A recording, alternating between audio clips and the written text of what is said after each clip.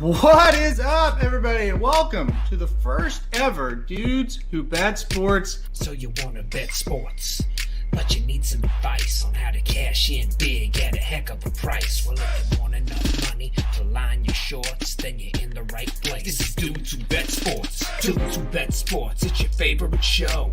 Dudes Who Bet Sports, where degenerates go. Dudes Who Bet Sports, time to change your approach with Aaron Halterman and his father, the coach. Let's ride. Well, the Associated Press is full of shit. What's going on, everybody? Welcome back to the show today on a Thursday, and we've got a lot to talk about with horse racing and with sports. NBA playoffs going strong, NHL winding down, and a big weekend at our home track, Oaklawn Park. Papa Dude, how we doing today? I'm doing fantastic. What about you?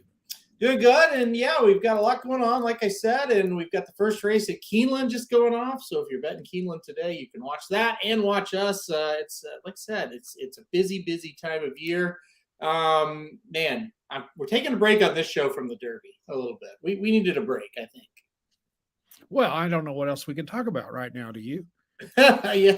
Well, we're going to find out on Blinkers Off later on today. Yeah, as we have a Derby open forum. So yeah, it's kind of a drag week, right? It's kind of a not much going on type of week. It should be, but people that's all they're obsessed with right now. So we're going to give it to them later on tonight. But on this show, we're going to cover Oaklawn Park because I think it's one of their best cards of the year. In a year that's been kind of weird at Oaklawn, but it's our home track. They've got two really good races. We're going to cover that. And like I said, we've got a lot going on. Have you enjoyed the NBA playoffs so far? I have. I think they've been fascinating. Very interesting. Some really good games, some shockers to me.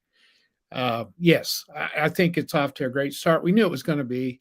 Yeah. And then with hockey, we've mentioned this 2 or 3 times, when those playoffs start, they're going to be incredible. So, yeah, the NBA playoffs have been really good, I think, to this point.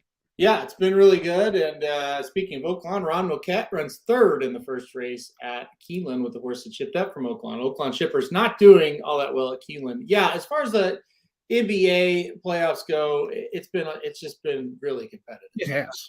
Much more than I thought. Games have been exciting. So, we're going to get to that here in a little bit. I think that'll be a fun discussion because, like I said, they're really heating up for us right now. And these first round games, some of them that I didn't think would be like Golden State lost. Could you believe that? No, you mean Phoenix? No, that's what I mean. Phoenix. Yeah. Shocked. Absolutely shocked. Yeah. Lost. Right. Yeah, even though I have praised New Orleans a lot, I just did not think they could beat Phoenix in Phoenix. No. And they did, and they handled them. And so, yeah, that was an absolute shock. If you want to get into this now, or you want to just wait a minute? Yeah, go ahead. Okay, I've been shocked at the way Milwaukee's played.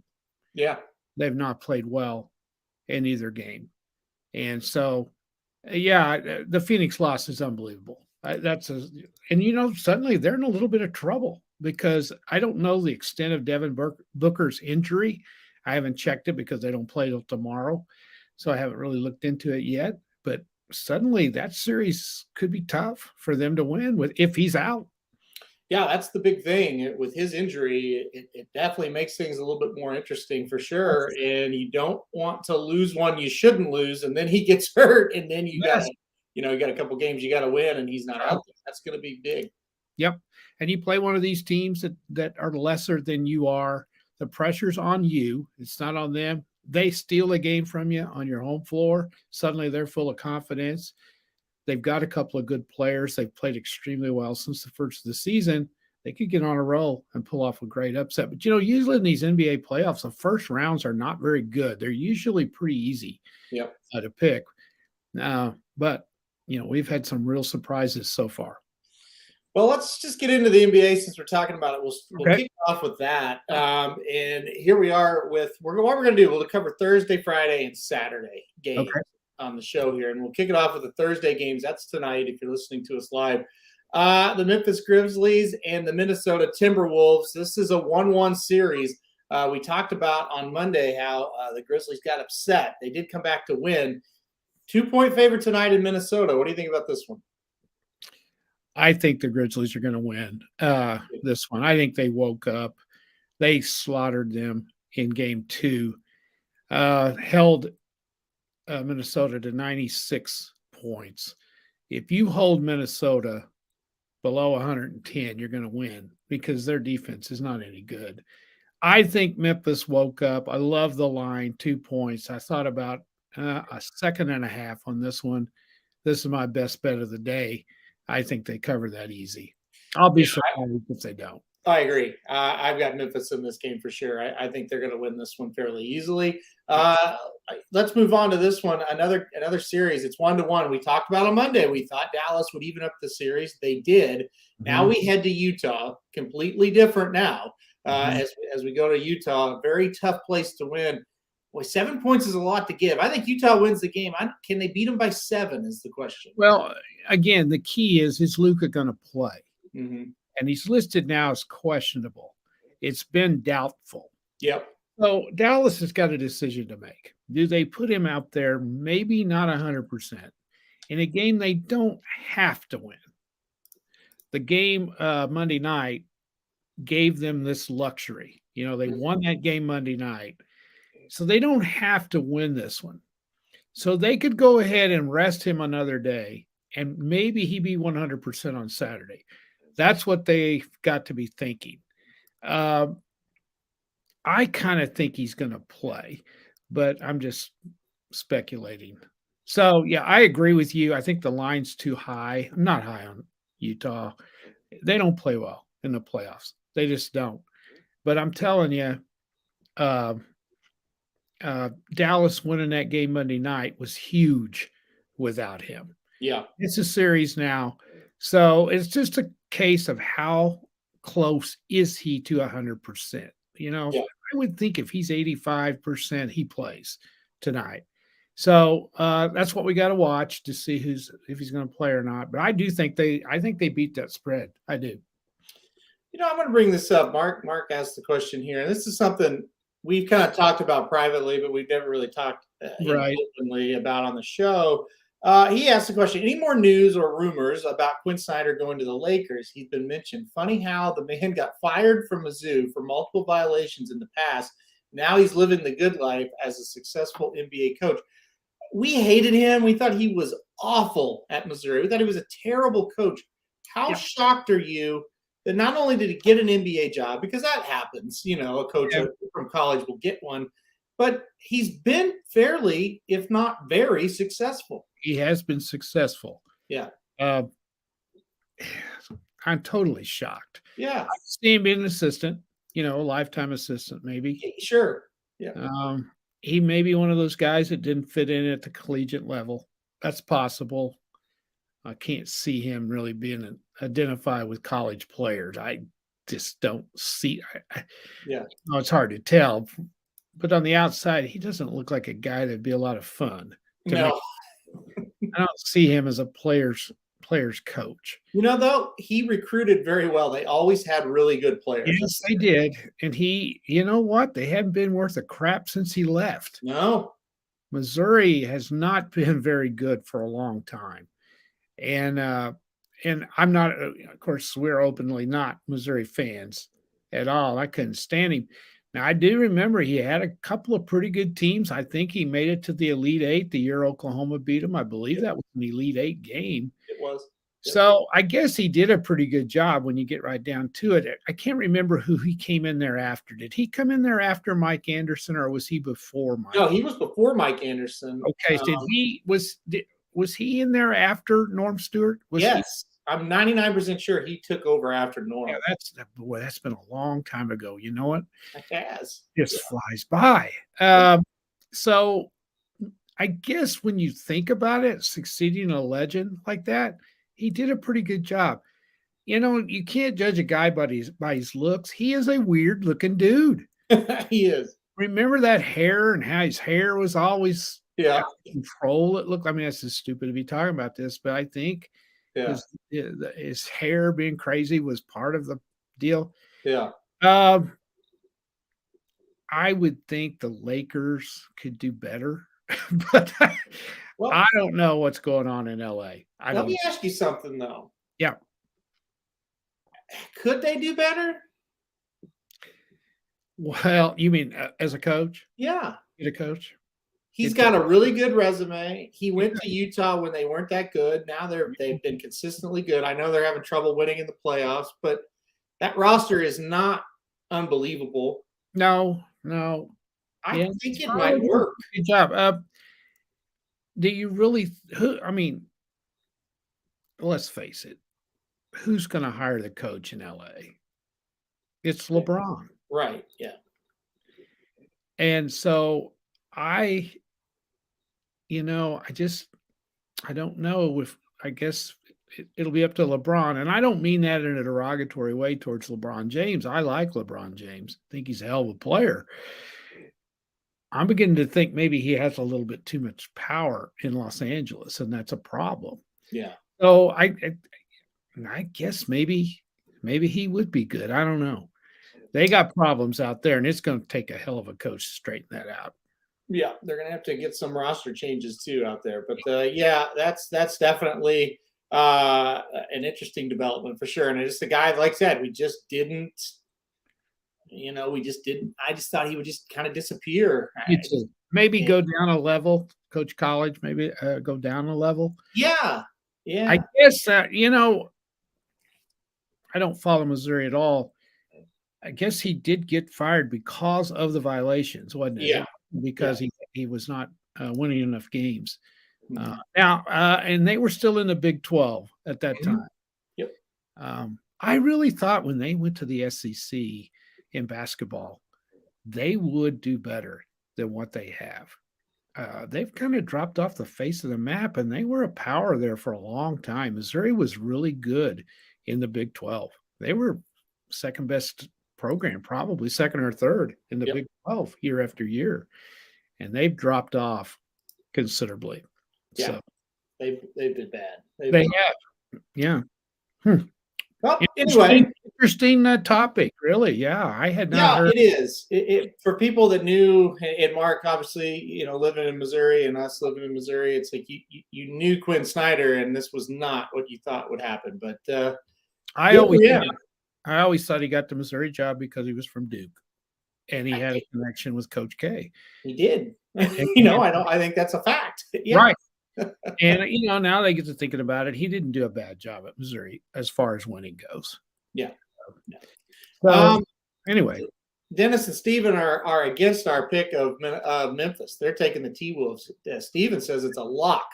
And and Dennis says T-Wolves are going to crush as well. I guess Dennis got a new job. I don't get on Twitter much, so I haven't heard. No, I don't. Like I said, I don't get on Twitter much. So congratulations if it's good. Yeah, explain there, Dennis. You might. Yep. All right. So while you do that, we'll move on to the Warriors and the Nuggets. And Isaac, the resident Warrior fan, saying Stephen Curry, Stephen Curry is a little bit banged up, but he's still playing tonight. They're a 2-point favorite on the road against the Nuggets. Do the Nuggets gonna get back in the series tonight? Well, I tell you what, Steph is playing like he's not injured. He scored 34 in 23 minutes in the last game. The Nuggets haven't shown up in either game. Doesn't surprise me. That's the way they are. Yeah. If they're going to do anything, it has to be tonight. This one took me about 3 seconds to pick. And 2 points. Are you kidding? The Warriors easy. Unless the Nuggets play out of their minds tonight. And I don't think they're going to. I just don't like the Nuggets. I haven't all year. I think the Warriors right now are the team to beat in the West. Making threes helps that discomfort, Mark says. He's right. Yeah, I got Golden State too. I'm with you. I didn't take too long to think about this one. And the thing about it is, Mark, when you don't guard NBA players, they're going to hit threes. Yeah, no matter how much they're hurting. Yeah, they're going to hit them. They don't miss those threes when you don't have a hand in their face. So Denver's going to have to bring it tonight. This is the game when if you're down 2-0, and you're at home, you do usually play your best game. All right, let's move on. I agree. I think Denver will play well, but I just don't think they're good enough, and that's all there is to it. So Dennis said he told me, but I have not been on Twitter, so I have not seen it. See, there you go. DMs. Maybe you didn't DM me. Well, maybe you did. I like to say I don't look at it much. Okay, let's go on to the Heat and the Hawks. So we'll go on to Friday night's game. The Heat and the Hawks. Do the Hawks make a stand, or do the Heat do what we think Golden State's going to do, and maybe that sweep Atlanta? What do you think about this one on Friday? Well, I think Atlanta has played okay. They played really well in the second game.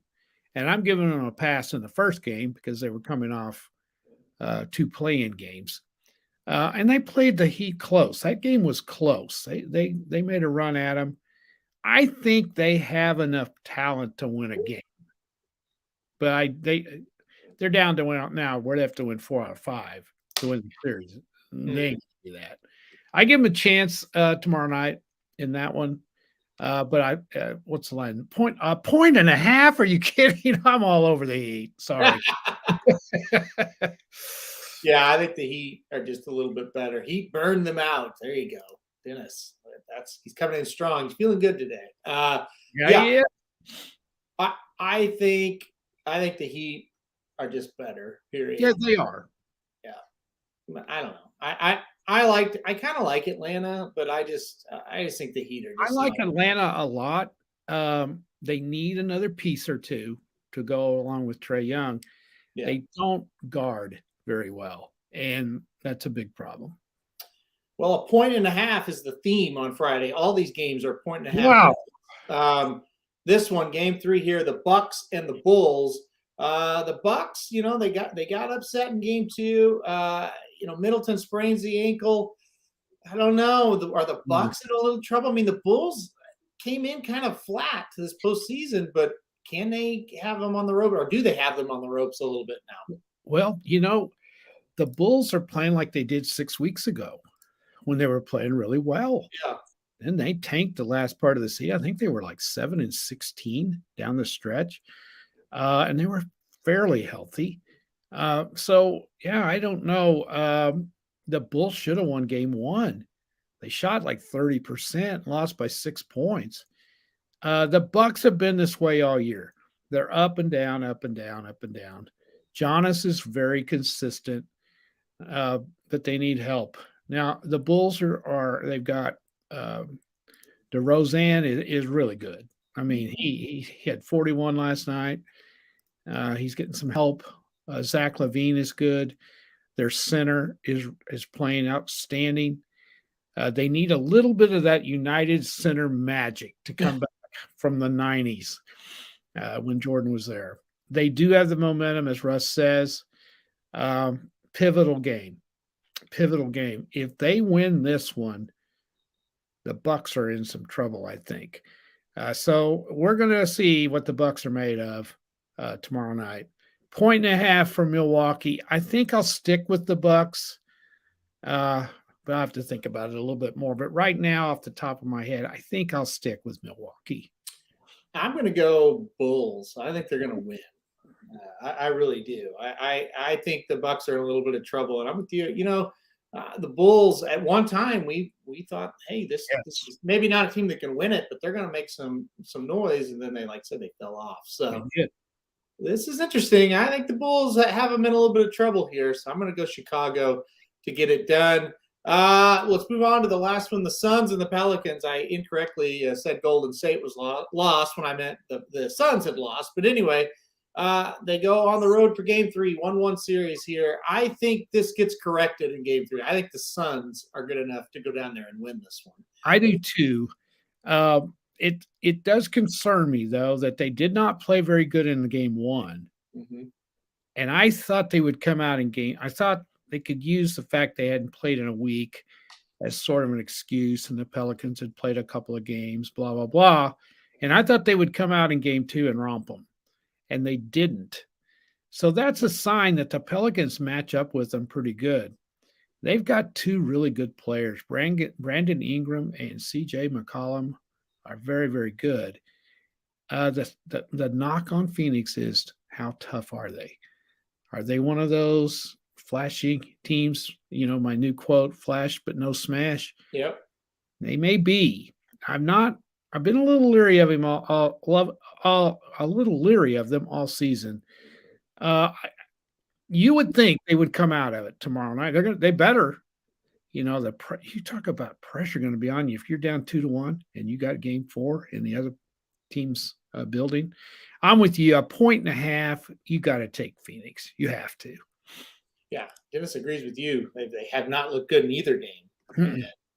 They better in this one, like you said. This better be the wake up call they needed, and I think it will be. I think they get it done. But you know, in the game the other night, this game 2, Booker had 31 points at the half. Yep. And then he got hurt early in the third quarter, and that was it. Yep. So somebody else is going to have to pick it up. They do have good leadership in Chris Paul. And, you know, I think they'll get it together. I will be surprised if New Orleans wins tomorrow night. I will be too. And it's just one of those rare things. You're getting a really good price. And if you would have said, hey, before this postseason, hey, in game 3, Phoenix will be a 1.5 point favorite. In game 3 in New Orleans, you'd be like, how much can I bet? Absolutely. So could just be an overreaction how bad they're playing, but I think they got the ability to turn it on. They do, but they better do it quick. All right, we'll cover 2 games on Saturday because I don't want to cover Jazz Mavericks and Grizzlies Timberwolves because they play tonight, and in your opinion, it's going to change on those games. But we'll cover the 2 games on Saturday with series that we haven't talked about yet. The 76ers and the Raptors. 76ers go for the sweep. They're a 3-point favorite. Last night, incredible game at the buzzer. Sixers win it. Do they complete the sweep on Saturday? Well, first of all, how many 7-foot guys that weigh about 400 pounds could step out there and hit threes? Not many. This guy is a tremendous basketball player, isn't he? Yeah. He is as good as anybody. He's really good. I have been shocked in this series. This is one that I thought would go 7. Now, the Raptors have been injured, and one of their best players was sick, and I think he missed – I know he missed 1 game. I'm not sure about 2, and one of their other players missed 2. And I don't think he played last night either. So they got some excuses. I thought they were going to win that game last night. They had them. They couldn't finish them off. One of their guys missed 2 out of 4 free throws in the last minute or so.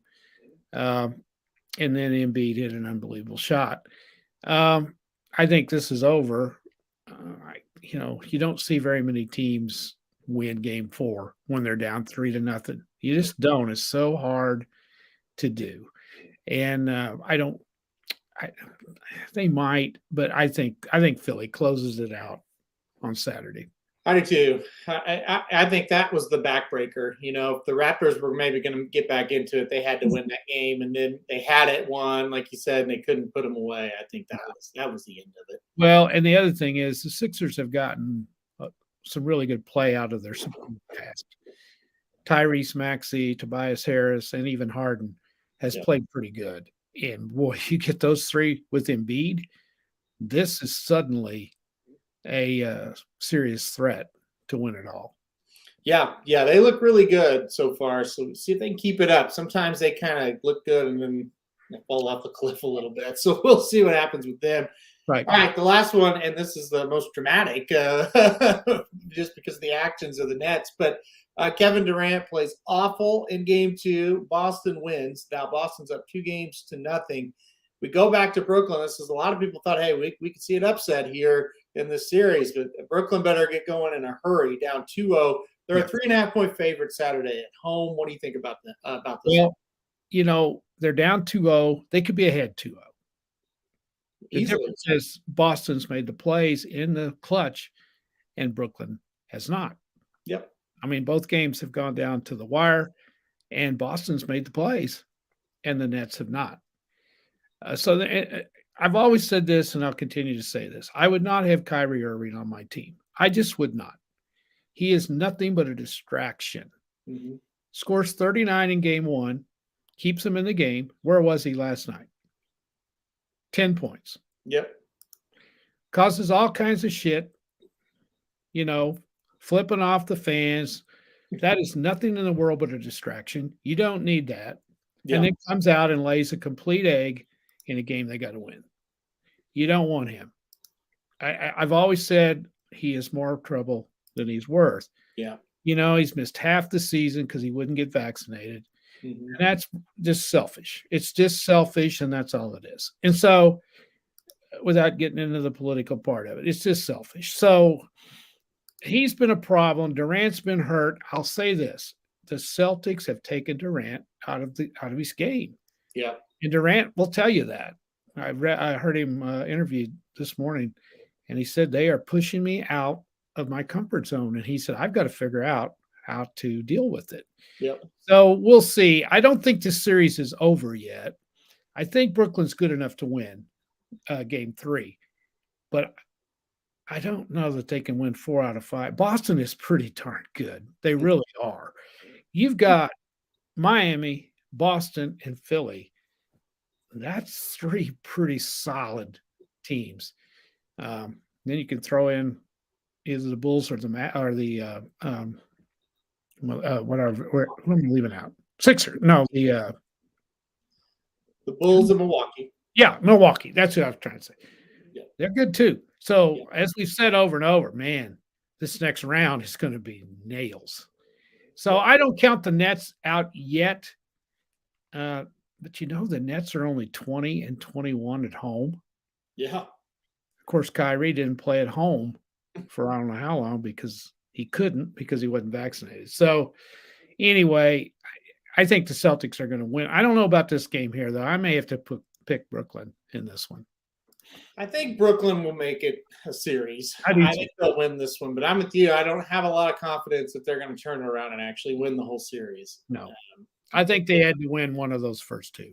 I do too. It's not like you said it. It's awful tough to win 4 out of 5. I mean, that's brutally tough to do. I don't care if it's NBA, NHL, whatever. So when you're playing a team like that, you better believe it. I kind of feel like Brooklyn is going to win this one fairly confidently. I think they'll cover the 3.5. Yeah, I think they're going to rebound here. So.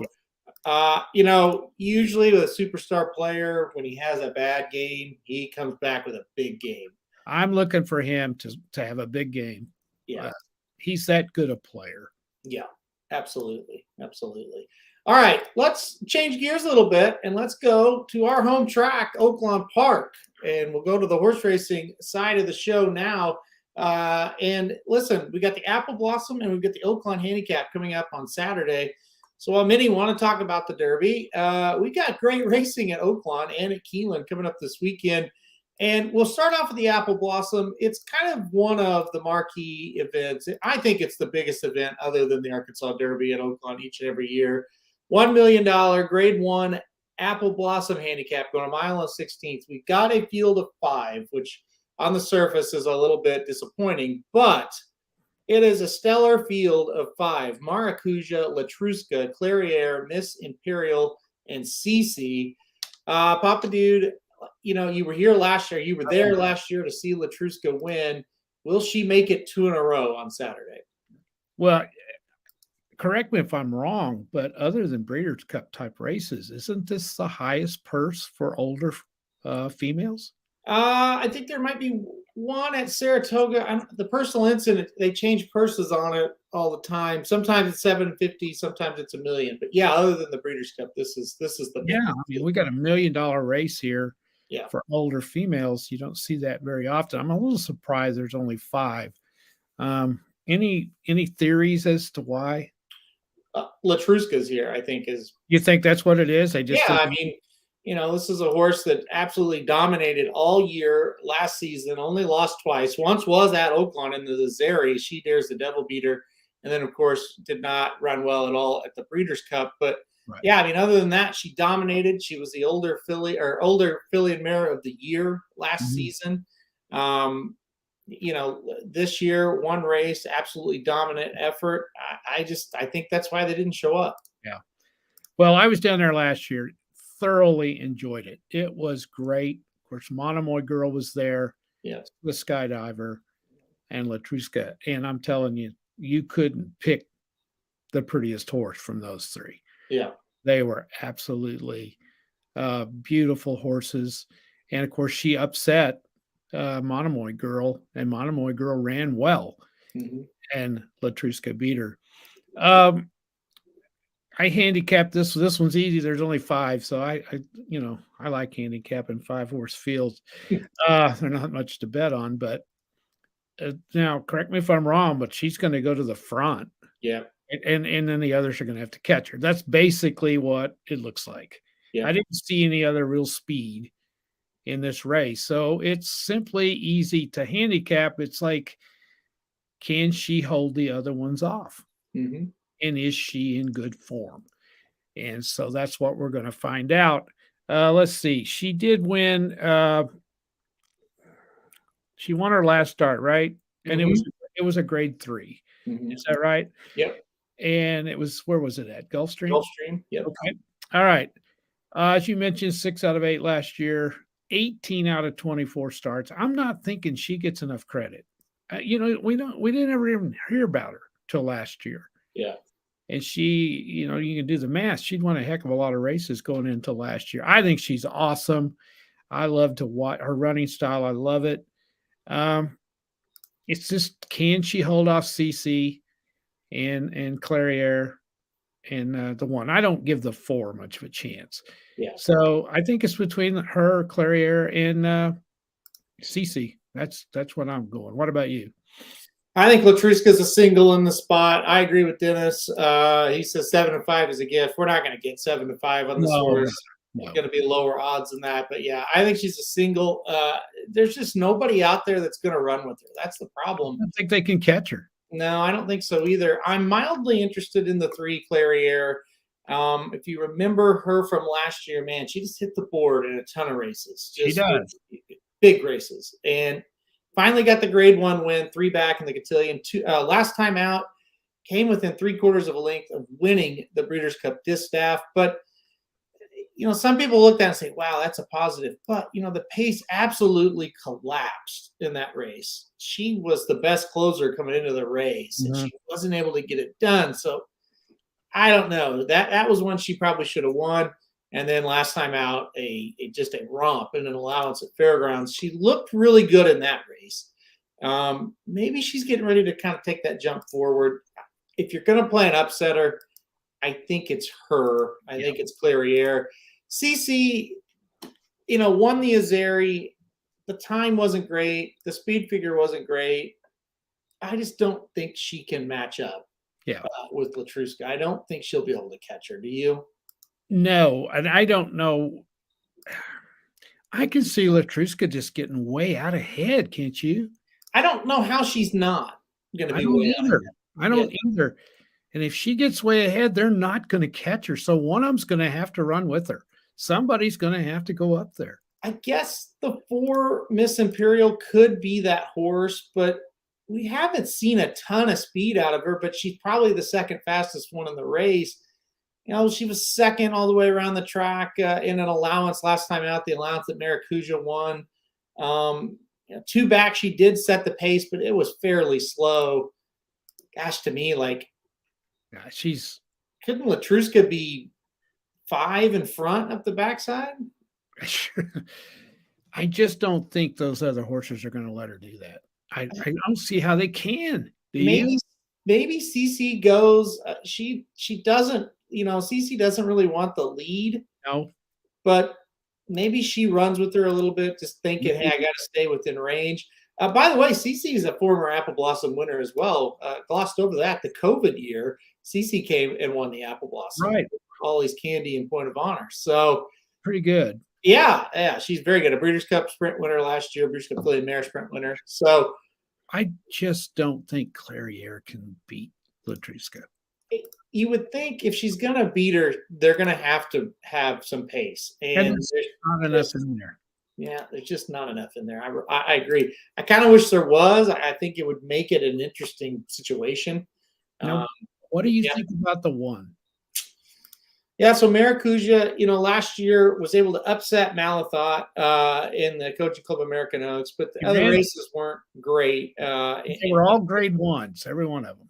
Yeah, and she wasn't really close. She got beat pretty decisively by Clairiere. a couple of times. It was a good race from her last time out. I don't think she's quite good enough. No, I don't either. So what do you? Let's look at what we think the odds will be. Don't you think Latruska's 2-5, 1-2, probably? I would say 1-2. Yeah, that'd be my guess. That's what Jackie's Warrior was. Yeah. CC 4-1, maybe. No, I bet she's about. Somebody's got to be. Yeah, I think she's like 2-1. Honestly, 5-2. Okay. I would say Clairiere's 3-1, and Maracuja's, probably right around 5-6-1. And then the other one's 20-1, maybe. Yeah. It's one of the ways. Go ahead. To me, I'm going to try to play it straight 2-3. There's just not a lot of money you can make here unless you just go big on an exacta and play it straight. I mean, and I think the 3's better than the other four in the race. So, and maybe we'll get 3 or 4-1 if CC gets bet. And so I'm going to just go straight 2-3. Yeah, because you can't go 2-5. You can't and make any money, right? Yeah. Unless you bet a ton. Yeah, and you can't do that. No. I mean, you can do that, but you shouldn't do that. Yeah, it's going to be a fun race. It's not a great betting race. There's no doubt. This is one that you go if you're at the track just to see the horse. Yeah, exactly. Like Jackie's Warrior was. It was just to see the horse, and if you don't like doing that, then you skip this race probably. Well, yeah, unless you are going to try to beat Latruska in the spot, and then you can. But I wish that. But here's the deal with Latruska. All year, well, not all year, the last, let's say, 3 races, she was begging to get beat. She was starting to kind of go down a bit. Yes. There was never anybody that could really do it. The pace would never be hot enough. And then finally in the Breeders' Cup, it all happened. Mm-hmm. And what sucks about the Breeders' Cup, a lot of us were against her. I was against her. But, it was like the Japanese horse, it was like 50-1 won the race. And it's like, you beat the favorite, but, you didn't have that horse. So, yeah. Well, I think she ran out of gas. No doubt. They should have. Yeah, they ran her too hard. But that would have been pretty easy to do. She just kept winning. Yeah. You keep running her and you make the money while you can. Yeah. So you can't really knock the connections for running her. She never let's see, I'm trying to look at her past performances now. From April of 2020 until that race on November 6, 2021, she never got any time. She just ran every 30 to 40 days. Yeah. So I think this year they're going to work backwards from the Breeders' Cup. They're not going to have that crazy. She's older. Yeah, they're not going to have that crazy campaign, and I think they're just going to target the Breeders' Cup and try to win it. Yeah, she's 6 years old now. Yeah, and a lot of times mares start going down, and they lose their desire to run at that age. That's just a fact. Yep. Now, has Ortiz always had her? Yeah. I thought Gutierrez had. Well, Gutierrez does have her. Ortiz is the jockey. Oh, I'm saying, okay, I got you. Yeah. Ortiz jumped aboard. Yeah, okay. Ortiz jumped aboard after the Azeri, I believe. Okay. Yeah. Rosario got her beat in the Azeri. And, Irad. Oh, that's right. Irad got her. And then Irad got hurt right before Belmont card last year. Okay. And Jose Ortiz got her. And they kind of went off and on, those two riding her. So, well, I'm looking forward to seeing her. I'm not sure I'm going to see her live because Sandy and I are thinking about going to the spring game at OU. Yeah, just to see Baker. But I'll definitely watch the rerun for sure. Yeah. One of my favorite horses, no doubt. Yeah, and Dennis said, so here's what happened. So with the jockey thing, and I remember this now that we brought it up. Okay, so Rosario rode her in the Azeri, and she's a horse that's on the lead, right, all the time. He rated her off the lead, and she got beat. Well, they fired him. Yeah. So they put Irad on for the Apple Blossom, and she won, obviously. Yeah. Okay, so I think it was the Wednesday or the Thursday. I think maybe in the Thursday before Belmont. Irad got in a spill and got hurt. So then Jose took over for a couple of races, and then Irad finally got back healthy, and then he took back over. So that's what happened there. And then this year, I don't know why Jose. Oh, it was February 26th. I think Irad was out of town at Gulfstream, so Jose got the mount, and then I guess they kept him on him for this one as well. So it's one Ortiz or the other that's going to be on this horse. Long story short. Yeah.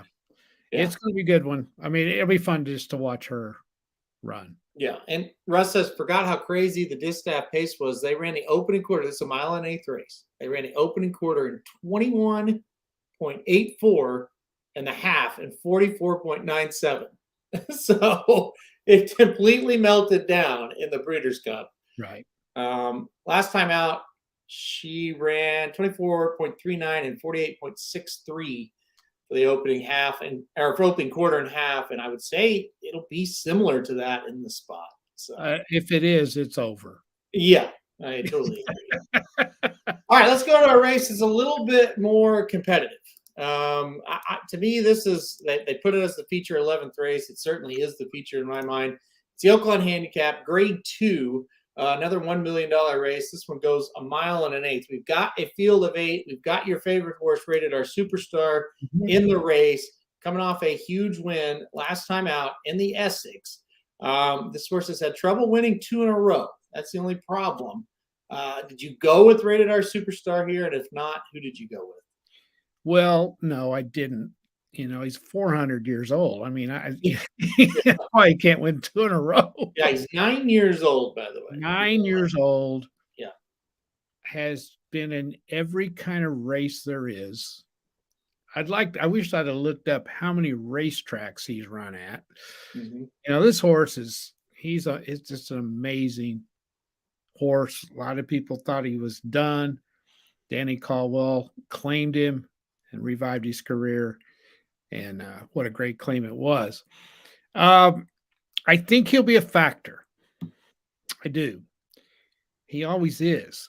So you can't totally leave him out. And it looks to me like the 2 and the 6 will go to the front. Do you have it that way? Yep. Thomas Shelby will be on the lead. He always is. The key will be, can he hold on? And he hardly ever does in big races. Mm-hmm. Now, in allowances and others, he does. So him and Plainsman are going to go out in front. Now, the key is going to be, will Plainsman lay off of him a little bit? Which I think he will. I think he'll keep Shelby within his grasp, but I don't think he's going to run right with him. Do you see it that way? Mm-hmm. Okay. Now, I'm trying to decide whether I like the 8. Good enough at that 9-5 price. Mm-hmm. I do, of course, like Pletcher, and he was very impressive in his last race at Gulfstream. So I think it is 4 horses. No 3, because then I think Rated R Superstar, who always comes from the back, will make a late run and maybe get in there for 3rd. So I think 2 will play himself out, and I think I'll either go with 6 or 8 with Rated R Superstar 3rd. That's the way I see it. Yeah, this is a fun race. I'm so glad Fearless is here, the 8 horse. The thing about Fearless, we followed this horse religiously this year at Gulfstream Park. It seems like every time we had a guide, this horse was in a race somewhere. Pegasus, Fountain of Youth, and Florida Derby Day. He ran all 3 of those days. The first 2 races of his year, he ran into Speaker's Corner, who might be the best older horse in training that's currently in training, because Life is Good is not. And Speaker's Corner has been fantastic. And at a flat mile, a 1-turn mile there at Gulfstream, Fearless ran 2nd to Speaker's Corner. Last time out, he gets away from Speaker's Corner. He goes a mile and an eighth, and he just dominated the competition. He could have won by 100 I mean, he was awesome in that race. Tougher field today. I'm going to bet Fearless anywhere Speaker's Corner is not. And so now that he's gotten away from him again, I think he's going to show up here and run a pretty big race. I'm very excited to see what Fearless can do. And by the way, Speaker's Corner, after those 2 races where he defeated Fearless, went up to Aqueduct and just dominated the Carter, just beat the hell out of that field. So he ran into a buzzsaw down at Gulfstream. He got away from him and he dominated. He's away from him again. I like Plainsman. I like Rated R Superstar. I like Thomas Shelby, but I think Fearless is just better, especially right now. So I put Fearless on top. Another thing, he does have familiarity with Oaklawn Park. Last year, despite what I thought was a rough trip, he was second by a half length in the Oaklawn Handicap. He got beat by Silver State, a horse who went on an amazing run. The Oaklawn Handicap was part of that run. He also won the Met Mile. So Silver State, no shame in losing to him last year. So Fearless for me, I really like him in this spot. I hope Rated R Superstar runs well, but I just don't know that he's a match for Fearless. No, I don't think he can win it. This is a little bit too high for him, I think. Now, if he does, would this not be a miracle? If he was to win this race, it would be incredible. It would. Yeah. It would be one of the greatest wins. I don't want to say ever, but a 9-year-old winning $1 million race at Oaklawn with this field. It would be incredible. It'd push his earnings over $2 million. He would leave Oaklawn winning 3 of the 4 stakes races for older horses. They finished. What did he finish in the other one? Well, he finished 5th in the other one. He did make a nice run. He got way behind in the other one. He was close. Yeah, he lost by less than 3 in the I race. guarantee you, he will come running. Yeah, the key will be, does he get too far back before he comes running? And he's run against Thomas Shelby. He's run against all of these horses except Fearless. And so I guarantee he's going to come on. You can't leave him out of your exotics. I don't think you can. I don't think you can either. Somebody asked about Idol. Idol hasn't run since what, October? Idol has been idle. So here's okay. If you go to the website now, you can find the video preview that I did with Magic, and Magic and I were getting ready to do it, and he goes, "Idol? I thought they retired Idol." So here's the story on him. 2 races back, he won the Santa Anita Handicap. That was March 6th of 2021. Right. And they said, we're okay. We've got this win. We're going to train him up to the Classic. And we're like, what? Well, all of a sudden, he shows up in the Awesome again on October of 2021. So, okay, we're going to have a prep for the Classic. Shows up in the Awesome again. He gets beat 16 lengths. He finishes 6th. We thought the horse was retired after this. That's what they were saying. Yeah, they're probably going to retire him. Here he is. I mean, I don't think he's going to run very well. I'll say that. I can't see. I can't bet a horse that's been off that long in a race like this. Well, yeah, he's had 1 race in over a year. There's no excuse not to prep him somewhere, right? Yeah, I mean, it's the most odd thing. The horse had been based out at Santa Anita, for over a year now, and now he shows up here for the first race. It's weird. I don't get it. No, I don't know why you would go to all that trouble, all the money involved to ship him. Yeah, makes no sense. Yeah, no. Dennis says Rated R Superstar does not have Cabrera, and that's right. Cabrera out with an injury, so we'll see if Ricardo can take over. We'll see. Yeah, Dennis likes Idol as his top pick. All right, tell us why. How about? We'll start with that. Dennis says he's got the 248 over 1248 over 124,568. That to me looks like just throwing something up against the wall and hoping something sticks. I think he was counting by 2s and he got confused and threw Like I think he wanted to go 2, 4, 6, 8, but he left his 6 out there on that first one. I don't know. Plainsman for Russ, and he Okay. hopes Rated R comes running. Well, Plainsman is the safest pick. yeah, That's how I would describe that. yeah. Because he's always consistent. This horse, let's see, he's hit the board now in 1, 2, 3, 4, 5, 6, 7, 8, 10 straight races. This horse has hit the board. Yeah. You got to put him in there for sure. Yeah, he is super consistent. I think he is. He doesn't always win. Yeah. You know, that's the thing you got to look at. He doesn't always win, but he'll be there. He gives a good account of himself, and he's 7. Yeah.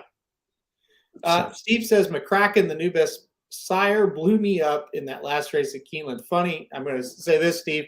That's 2 days in a row. I've been told the horse can't lose in the second race at Keeneland, or the baby race at Keeneland. I think it was the 4th yesterday. But anyway, 2 days in a row in the baby race. No, this horse can't lose. There's no way. And they lost both times. So it's the worst. Listen, I would rather never hear this horse can't lose ever from anybody because they always lose. yeah, that's true. Are we talking NFL draft props or save it for next week? I think that's a next week thing. Yeah, seems how we're not prepared, Russ. Yeah, seems I don't know what they are. It would take us too long to find those, Russ. Yeah, next week we will probably talk a little bit about that though. Okay. All right, who did you got to give us a top pick? You gave us like 3 horses. Who you betting to win? Well, I probably will go with Fearless, and then I'll have Plainsman second, and Rated R, I'll have him third.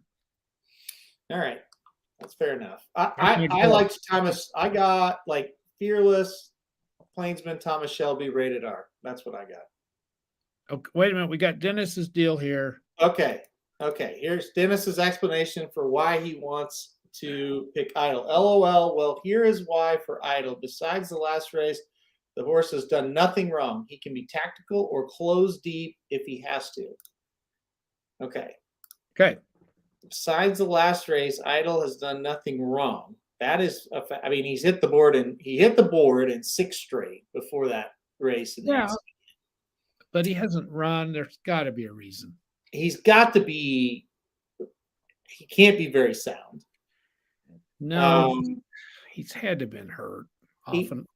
So what happened with him? Here's another one that people might forget what kind of transpired. So he ran 3 times at Churchill. He won 2 of them. So they said, okay, we got a good horse here, right? Yeah. They took him to Santa Anita to run in the San Antonio, and they flew Gabe Saez out to ride him. And he gave him a stupid ride. So they do the same thing again in the San Pasquale. They fly him out there, he rides, he gives him another stupid ride. Santa Anita Handicap comes along, they get Joel Rosario. What do they do? They win. Yeah. They win the race. And by the way, Idol was even money and 4-1 in those 2 races that Saez was aboard. It's not like he was a long shot. And they put Rosario on and he wins. So there it is. Yeah. Last time out though, he was pretty brutal for sure. But so I don't know, maybe he upsets the apple cart a little bit. I don't have a lot of confidence in him. So he wins the Santa Anita Handicap in March. Mm-hmm. It doesn't run again until October. Right. So what's the matter with him, right? Exactly. I mean, come on. Yeah. And he had been running well before that, correct? Oh, yeah. He's been running okay. Yeah, he lost, but he ran. It was competitive races. Right. And how old is he? He would have been 4. Yeah. That's when you run him to make money, isn't it? Mm. I'd say he got hurt after the March race, if you ask me. Yeah. And well, he's now 5 years old and he has made 7 starts. So that's enough to tell you they're having trouble keeping him healthy. I can't bet him. That's the bottom line. No. He may beat me, but I don't care. Yeah, I don't have a lot of confidence in him showing up with a real top effort. Another weird thing, man, they just can't keep a rider for this horse. Ramon Vasquez gets the ride, which I like Ramon, but I do too. He will be the 5th different rider in 8 starts for this horse. Yeah, that's weird. Hard to believe. Yeah. So Ramon leaves Oaklawn last week, and now he's back. Yeah, so he goes to California. By the way, I think Ramon is going to be one of the top riders in California because Rispoli's leaving, Pratt's leaving. Yeah. I think it's wide open. I think it's a great decision for Ramon to go out. He is, and he's a good jockey. Yeah. I think he'll ride aggressive, and I think they'll like him out there. And then, but anyway, yeah, he went out there. Now he's back here. I would, Baltus may have just, said, hey, we got this horse, go ride him. Yeah. And I think Santana will be okay on Superstar. Yeah, I mean, he rides closers fairly well. Yeah, he does. Yeah. If he doesn't get trapped or something, I think he'll, and he won't. Yeah. He knows that track. He knows. I think Santana will be fine. I mean, I love Cabrera, but I think Santana will be okay. Yeah. Yeah. Rosario on the 6th, by the way, and Rosario, like you said, had rode before in the San Diego Handicap. I don't know if he really even knew Idol was coming or what, but I doubt it. It's something that he's on. I think it's funny. He did tell Aspie, said, I'm not riding Superstock. Well, no, Superstock. This horse. Now that will be a shocker if that horse wins. So sometimes the Superstock example, this is a good lesson for people. John White told me once, he said, every year there's going to be a Arkansas Derby winner, a Preakness winner. These big races, they have to be won by someone every year. Mm-hmm. But it doesn't mean the horse that wins it is automatically as good as past horses that have won a race like that. So you look at Superstock, who won the Arkansas Derby at 12-1 in a massive upset, and he wasn't really good before, and he's never been good after. But you look at how this horse gets bet. Yeah. The Derby, sure, 33-1. Goes to Lone Star, he's 3-1. Goes to Prairie Meadows, he's 2-1. Mm-hmm. Ellis, he's even money. Oklahoma Derby, he's 2-1. Mm-hmm. Yeah, he's 1-9. He did win, but he's 1-9. At Oaklawn, he's 5-2. He gets bet, and he sucks. He's never going to win a race like this. You look at that morning line, he's 10-1. He should be 30-1. He should be 100. He has no shot to win a race. People were saying he was going to beat Olympiad last time out. People are on our live stream going, watch Superstock. It's like, guys, let it go. Yeah. He won an absolutely atrocious version. Stop betting Superstock. Please. Yeah. Actually, no. Keep betting it because that gives us better prices on the horses that actually can win a race. He's awful. I mean, he was 8-1 in the Razorback. Why? No, I don't know. Yeah. He's terrible. I don't know. I don't either. Let's do something dumb. Who outfinishes who? Last Samurai or Superstock? I've always said, Dennis, if we really want to make horse racing really fun, have a last place bet. Yeah, I agree. That would be so fun. Pick the one if it's going to finish last. Well, Last Samurai beat Superstock 3 races back. Oh, I think Superstock will. He won't. He may finish last. It's like a who's going to care down the lane type of thing. That's true. He may sneak in there for 6th or 7th. I guess I'll go Last Samurai. I don't know. He's cutting back. I don't like either one of them. I don't want him. I'll go Last Samurai to outfinish him, but I don't. Oh, I will too. He won a stakes race at Oaklawn. He found a race that he could win, a stakes race he could win. You know why? Because Superstock was a favorite in that race. That's why he won. That's how bad the race was. Right.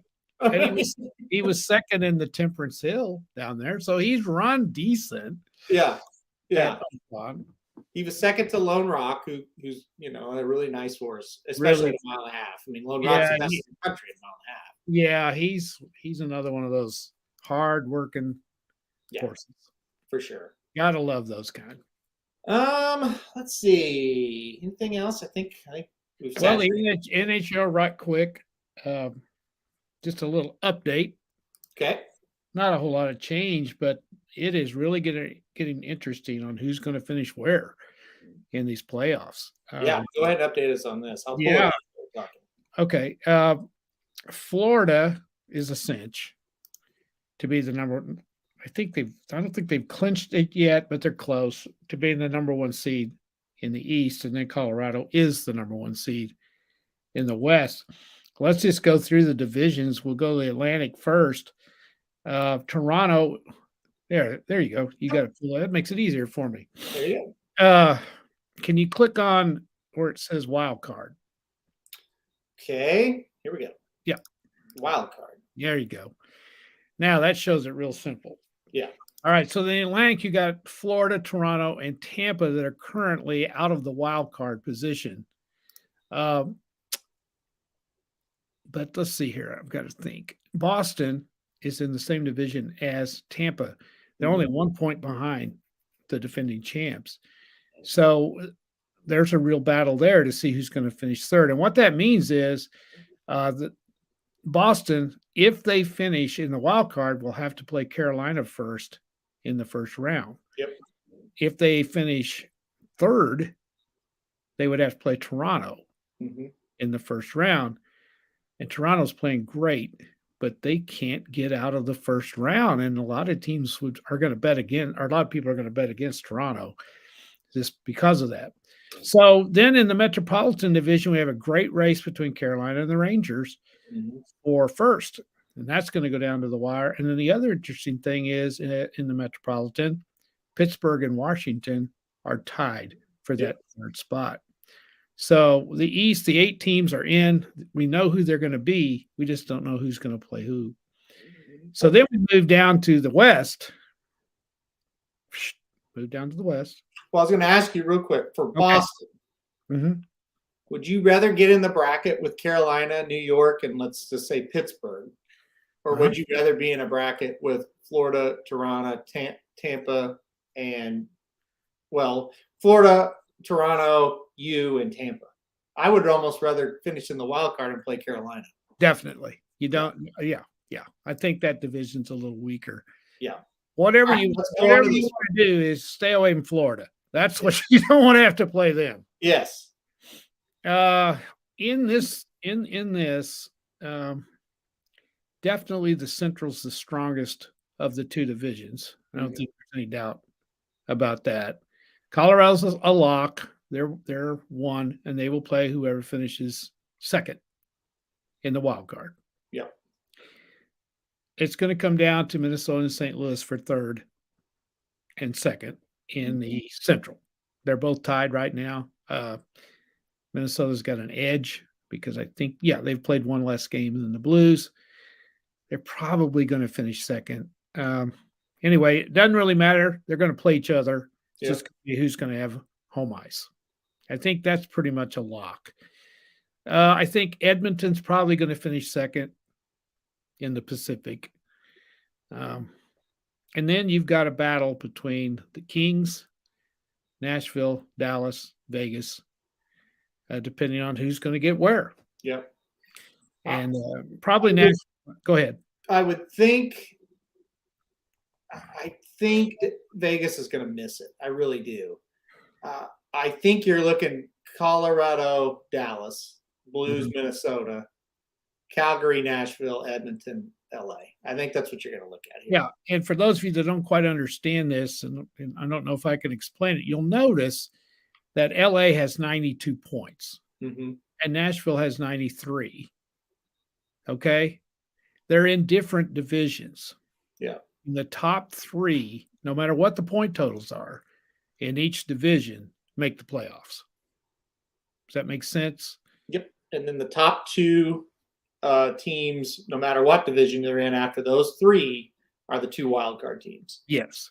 Yeah. So even though Nashville has 93 and LA has 92, they aren't in the same divisions.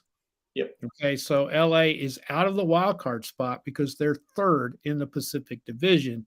Nashville's in the Central Division, and so is Dallas, and they are 4th and 5th in the Central. But they're the 2 highest point totals of the rest of the teams, and therefore they are the wild card teams. Let me look at Vegas's schedule here real quick. Let me pull it up. Whoops. It's not easy. I've seen full schedule. Here we go. Because they're going to have to make up 3 points basically They've got San Jose, and then they finish on the road 3 games at Dallas, at Chicago, at St. Louis. So you look at those. You circle that Tuesday game on 4/26 against the Stars. That's going to be a monster game. They won a big game last night. Yeah, 4-3 overtime win last night. Yeah, that was huge for them. They should beat San Jose. Mm-hmm. And then it was the Dallas game will be a monster game. They end the season in St. Louis, and it'll just depend on what the Blues situation is. Yeah. When there, the Blues may already be locked into a spot, and they may rest their players. So, take a look at Dallas's schedule. Right. Now, tonight they're in Calgary, and that's a tough game. That's tough.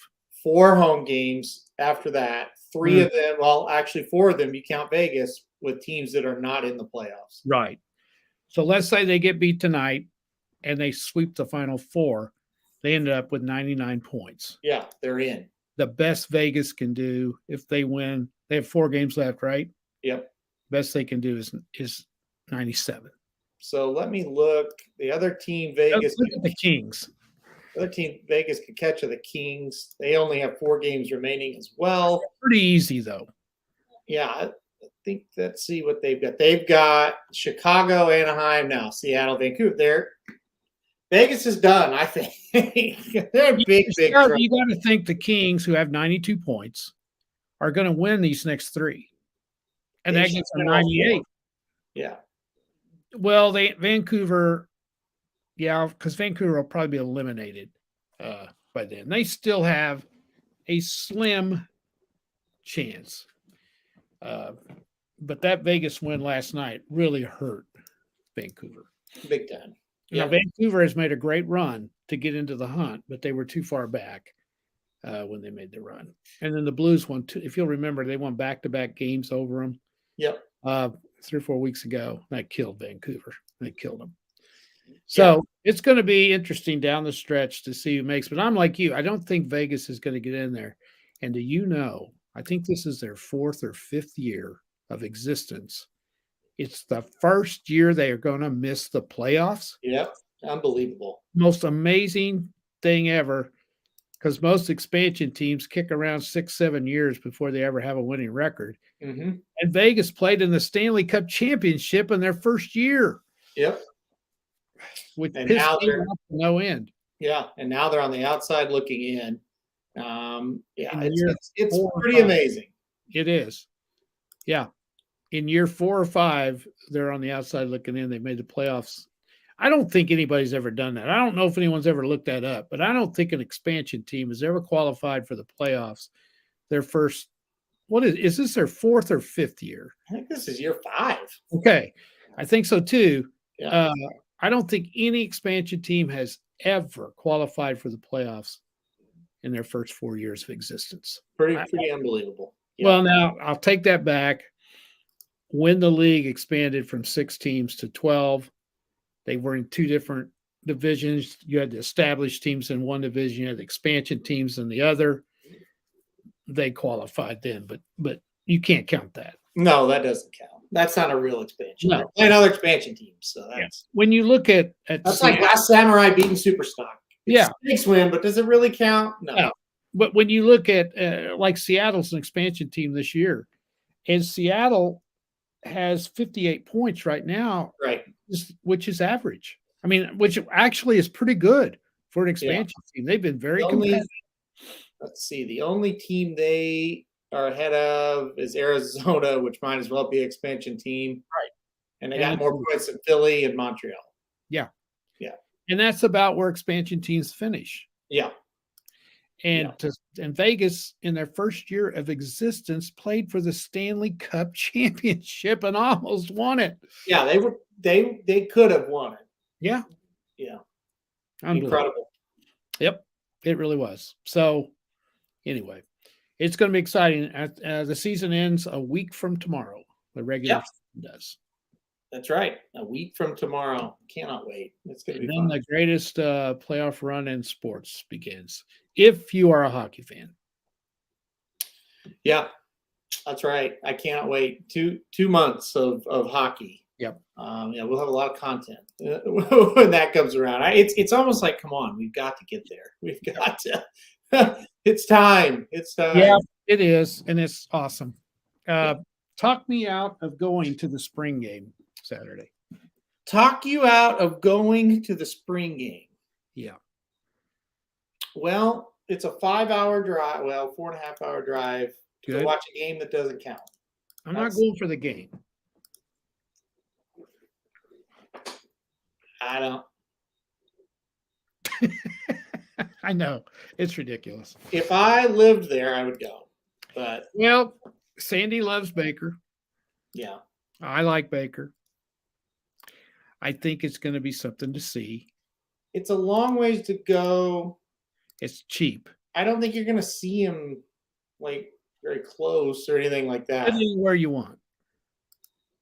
Yeah, but like, what do they even do? I don't even. I guess I don't know what they're doing for him. Well, the statue is going to be dedicated. And then he's going to speak at halftime. This is all going to be at halftime. Okay, gotcha. And that's about it. I wouldn't go if I were you. Well, Sandy's kind of wanting to go, and Well, it's cheap. there's worse things you could do on a Saturday, but Yeah. It's all going to depend. I'm waiting on the latest weather update because it's sketchy.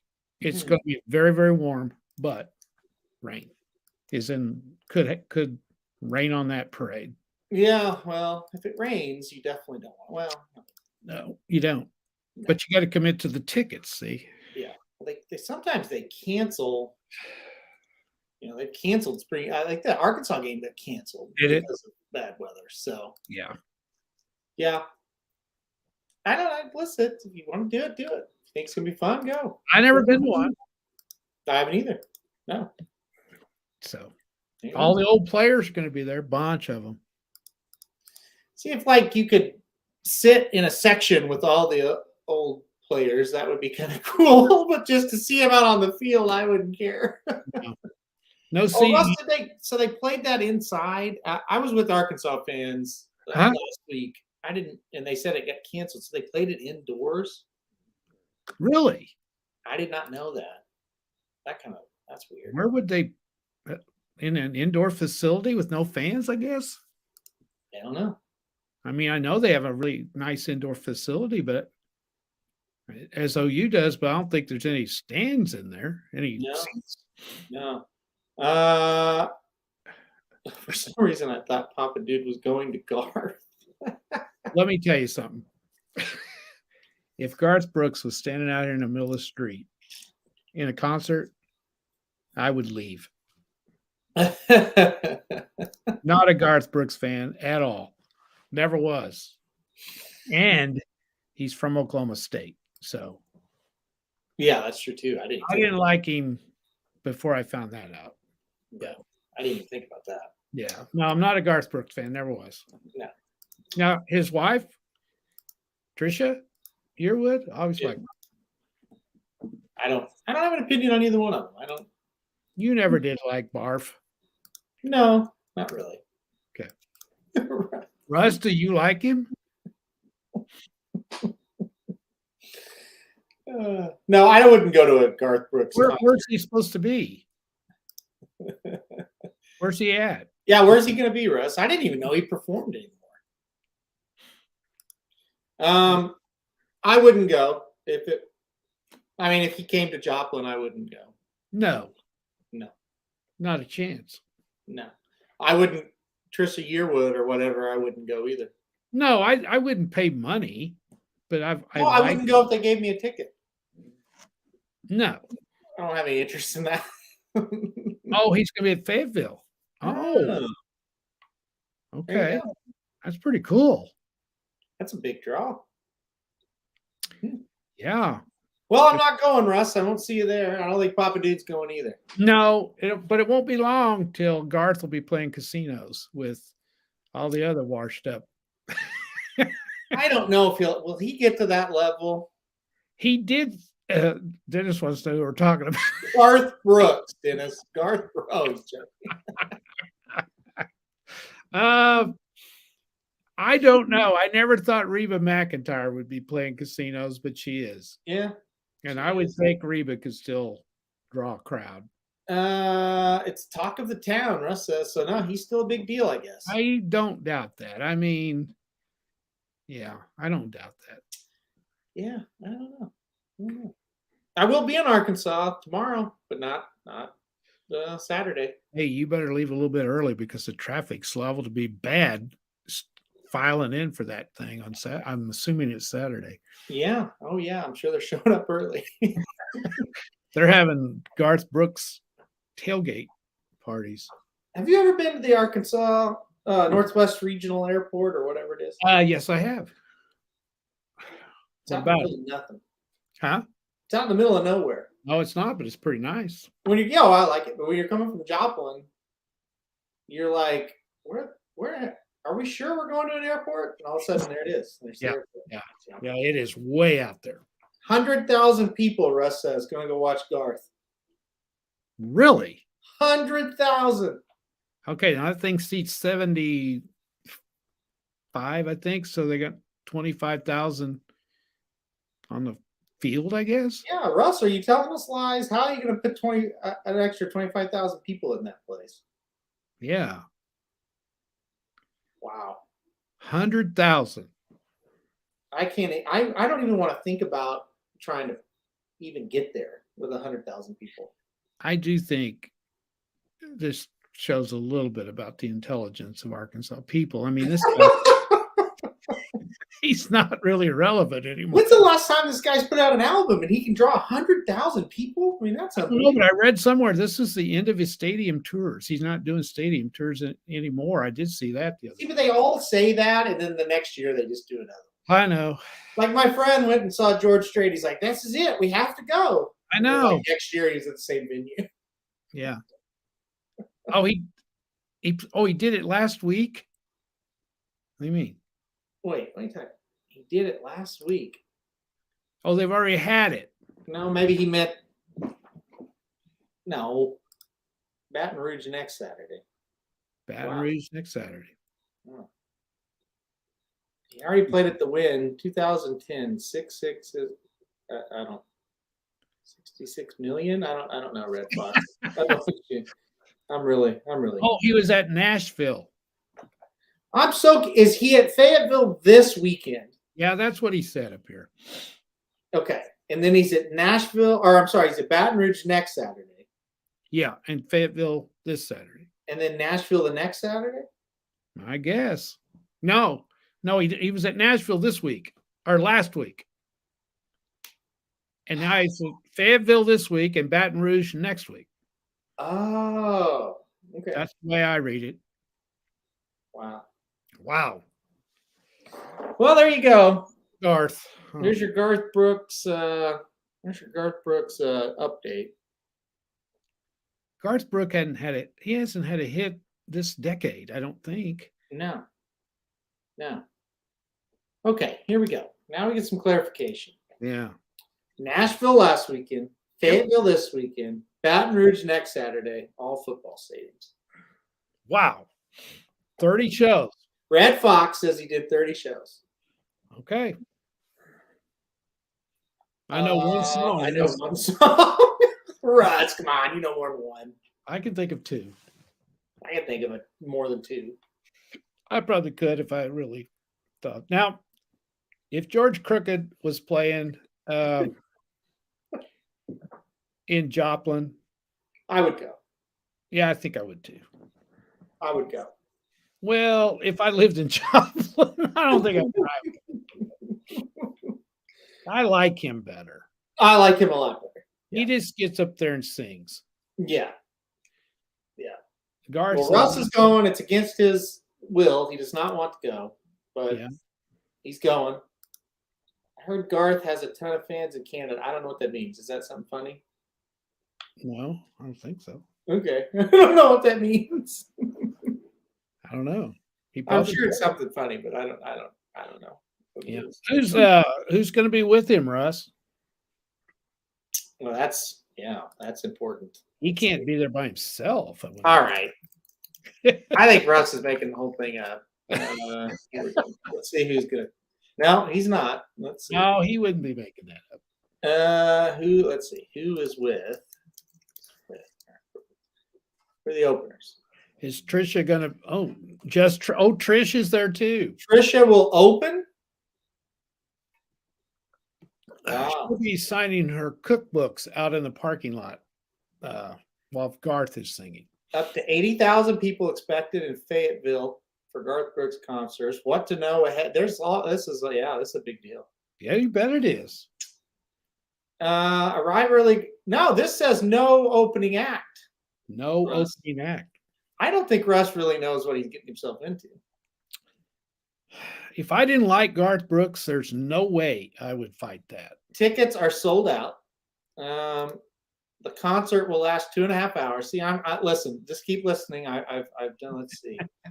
They say there's no opening act. No opening act. What time does it start? The concert will start at 7:30. 7:30. Be advised the show will start on time and there will be no opening act. To handle the extra demand, this is the fair. Okay, never mind. This is the Mid-State Fair show that he did.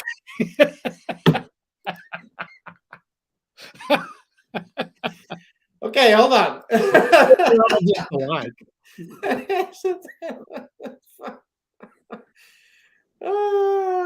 Let's see. He'll be with him, probably not opening. Okay, hold on. Probably brings her out. Parking pass before 5 p.m. on Wednesday, April 13. Your parking pass will be mailed to the address now. I don't know. Will alcohol be served at the stadium? Yes, along with a variety of food concessions. There we go. Can use the cash in. Anyway. Okay. Will there be a question and answer series on how Garth cheated on his wife with Trisha? Dennis says, yeah. yeah, hopefully. Dennis says he's going to a concert the week before the Derby.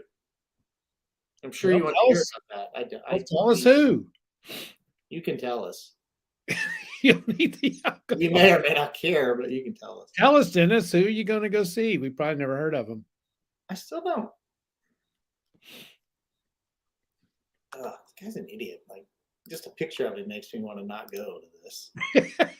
I feel sorry for Russ. He's such a bleh, That's how I describe Garth Brooks. He just kind of.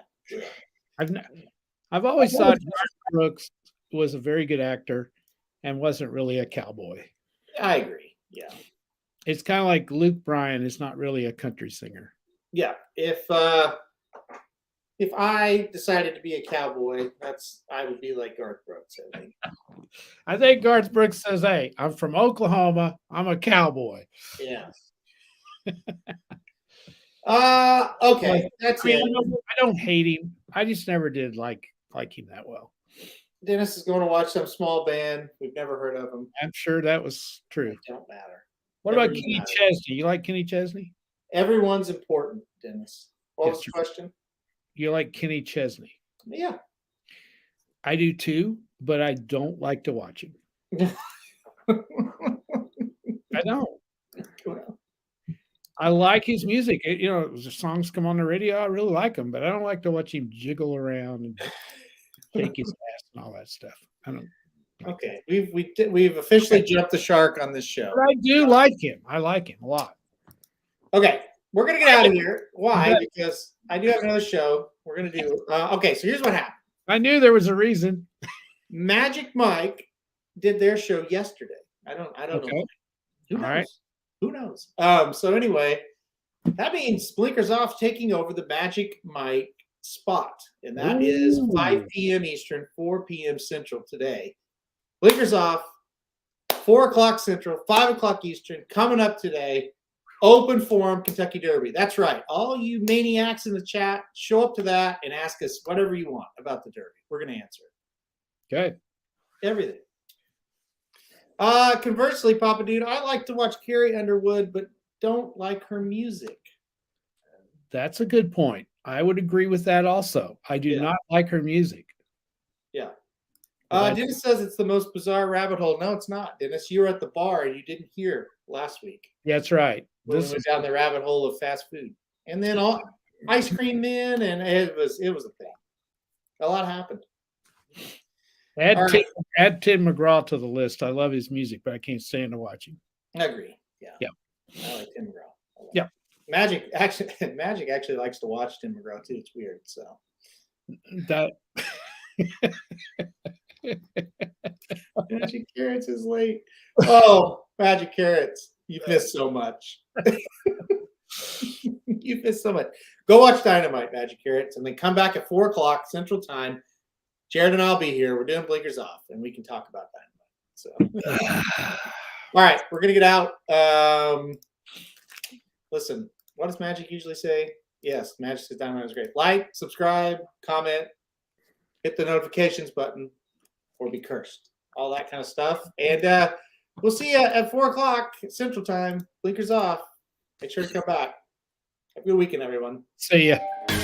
This has been a presentation of RacingDudes.com, your destination for all things horse racing and sports betting.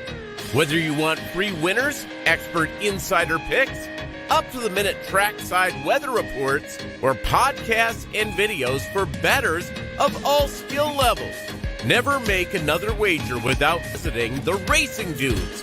First,